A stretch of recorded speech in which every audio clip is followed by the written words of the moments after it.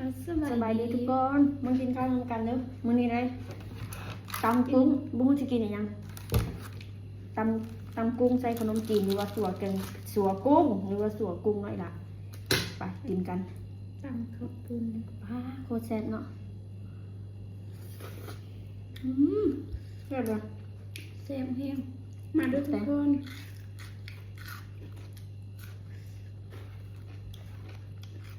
มากินต่อคงกินข้าวเหนียวแซ่บเอาคำยังไงเลยล่ะว้าว แซ่บใส่กุ้ง เนอ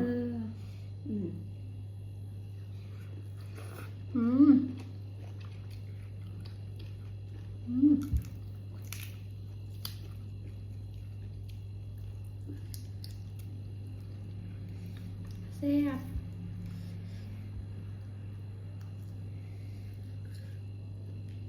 โอ้โหใส่กุ้งตัว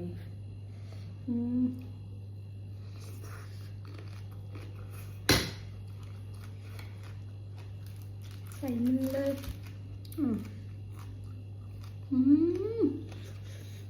กุ้งคนละตัวอันใช้กับขนมจีนภาษาไทยคนจีนบ้านเขาข้าวปุ้นบางทุกคน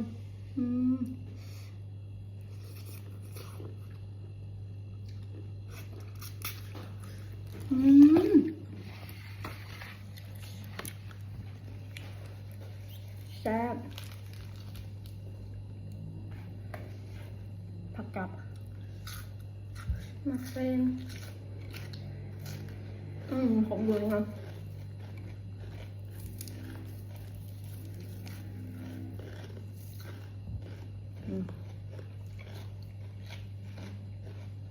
ปกติไม่ค่อยใส่มือเพราะว่ามันเผ็ดแต่มันไม่ค่อยเผ็ดกันเลยนี่ทุกคน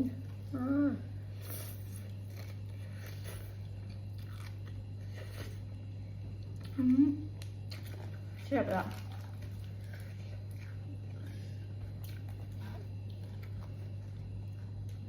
ผักบุ้งน้องสาวคาราบุมัก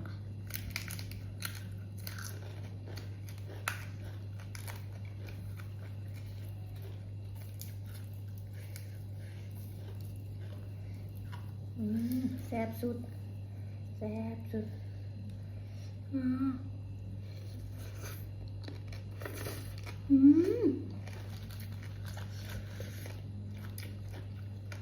เริ่มเผ็ดแล้วเนาะ